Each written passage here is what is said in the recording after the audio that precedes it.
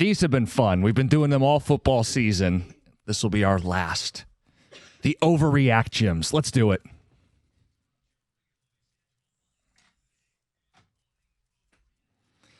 Super Bowl edition. The Patriots are the most fraudulent team to ever play in a Super Bowl.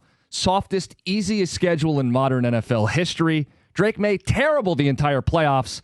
But, John, they caught breaks along the way until they were exposed. I mean, Jarrett Stidham in the AFC title game is a gift of all gifts, but they didn't belong in that game. No, the reason they were there was because of their defense. But they didn't necessarily play it against any really good offenses. And all of their numbers offensively were overinflated because of the teams that they played against, the path that they had. So I don't think this is, to me, it's not an overreaction. You could sit there and analyze, some of the other losing teams. I'm not going to go back 59 years to find out who that worst team is, but you'd be hard pressed. You'd have to do some deep dives. That game could have been uglier than it was. You know what? I'm going to say this is not an overreaction. I actually think this Patriot team might be the worst to ever play in a Super Bowl. You could compare it to the 85 Patriots who played the Bears. They were horrible, and that was Dan Marino's missed shot to get back. He lost the AFC Championship game. They blew it at home to them. But I do think there's some honorable mentions actually here. I think the Bears in Super Bowl 41 with Rex Grossman were super fraudulent. They had Devin Hester. He carried them to the Super Bowl basically. They had good defense. I'll give him credit for that. And then I actually think this one could be a little controversial. But Super Bowl 53, the Rams, who led them there? Goff. He can get there. That's not the reason. The reason is they won on the worst call in the history of the Saints NFL. PI. Yeah, pass interference. Doomy. The Sam Darnold redemption story is the greatest fairy tale in NFL history. Look, I know Kurt Warner went from bagging groceries, but Kurt Warner never had to be a Jet. So this is a bit of an overreaction because I will say Kurt Warner, while he didn't have to be a Jet, he did have to play for the Amsterdam Admirals. I think that's a better organization. He had to leave the country and play in NFL Europe before he even had a chance to play in the NFL. Sam Darnold has had really good, and I don't know what type of coach, and I want to throw those coaches under the bus. No one knows who the coaches of the Amsterdam Admirals were in 1998. Sure, very hardworking, it could have been talented individuals, John. Yeah. How about this? They weren't the Jets.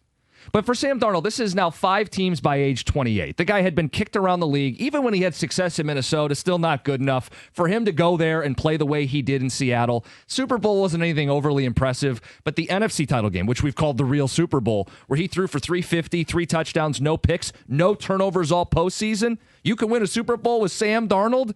That's a great redemption story. This is an overreaction. It is Kurt Warner. They made a movie about him.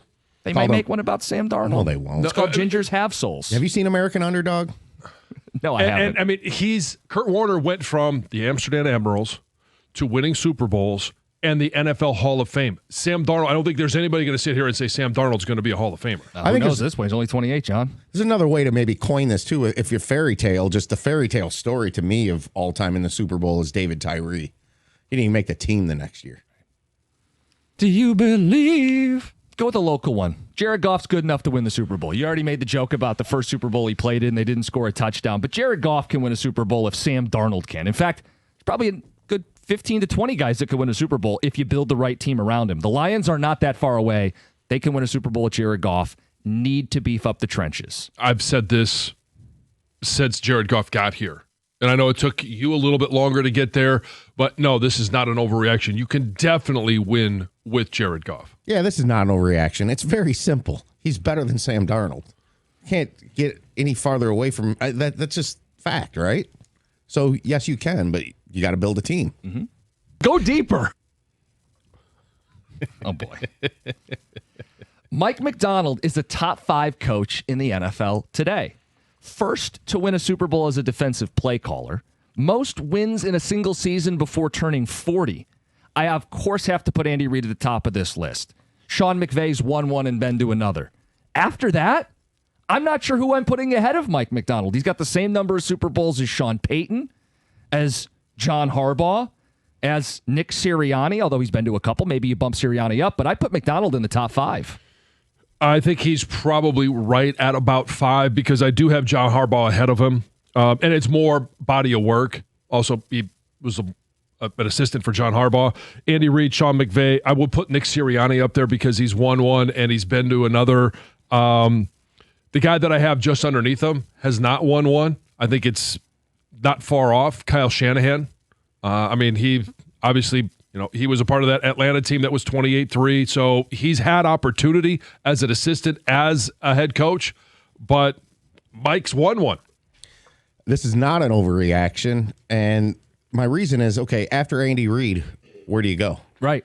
And there's no other coach in the NFL with more than one Super Bowl championship right now than Andy Reid. So, yeah, you can make a case. And I'd like to maybe coin Mike Macdonald and forecast this. Is he defensive McVay? Sure. Young, just a defensive mind. Cutting edge. Cutting edge, yeah. But, I would put McVay probably 2 right now, and then Macdonald 3. It says Mew. I stole this one off Brendan Shabath's paper. Kenneth Walker is on pace to be the greatest Spartan to ever play in the NFL. He's the first to win a Super Bowl MVP. He does it at 25 years old. John, 150 yards in the Super Bowl. All he's got to do is avoid shooting himself at a nightclub, and he's well on his way. Jeez. Not an overreaction. He certainly could be. I'd like to see. He's a free agent too, so I want to see what happens with him this offseason. Are they gonna pay him in Seattle, or is he gonna get a chance to go somewhere else and work? How many head coaches can Kenneth Walker get paid?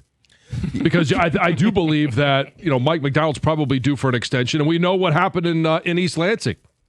Well, they should be able to keep him because they're not paying their quarterback like other teams. Right. But I think this is an overreaction for now. I'm not trying to take away anything from what he did last night.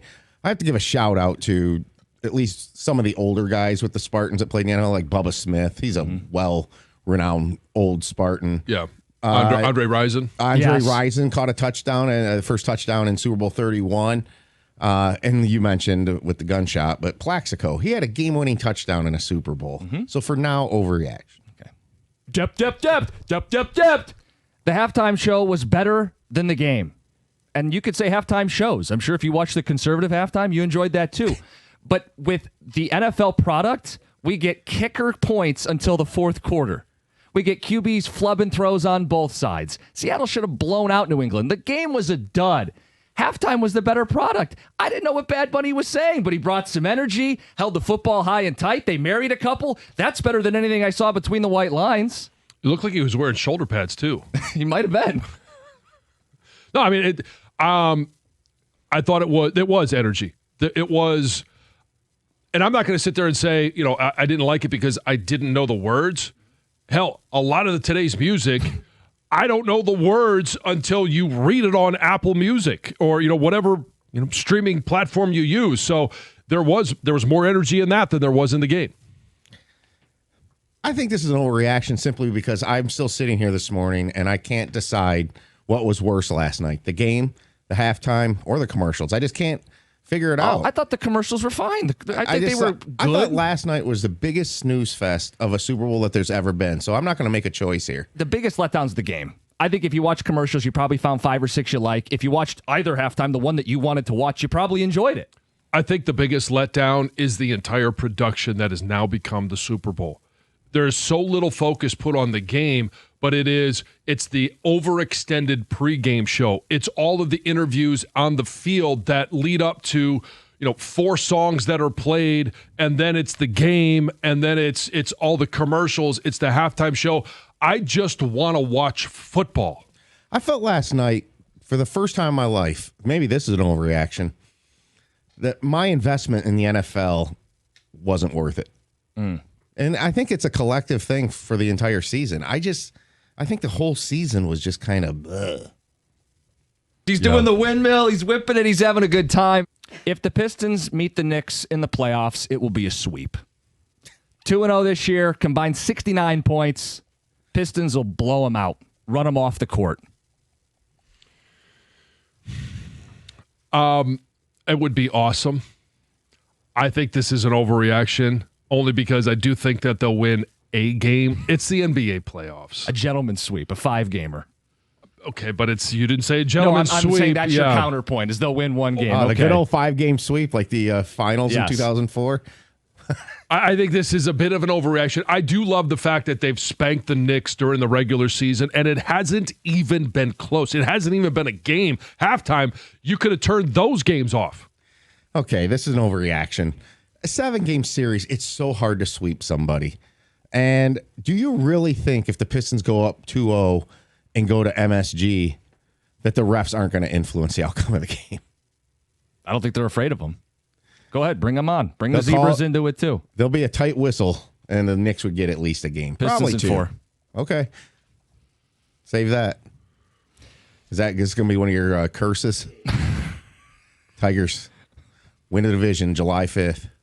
Yeah, it'll be a curse. They won't sweep them. Instead, they'll beat them in what John said, 5. A big time curse here. Those are your overreact gyms. 97.1.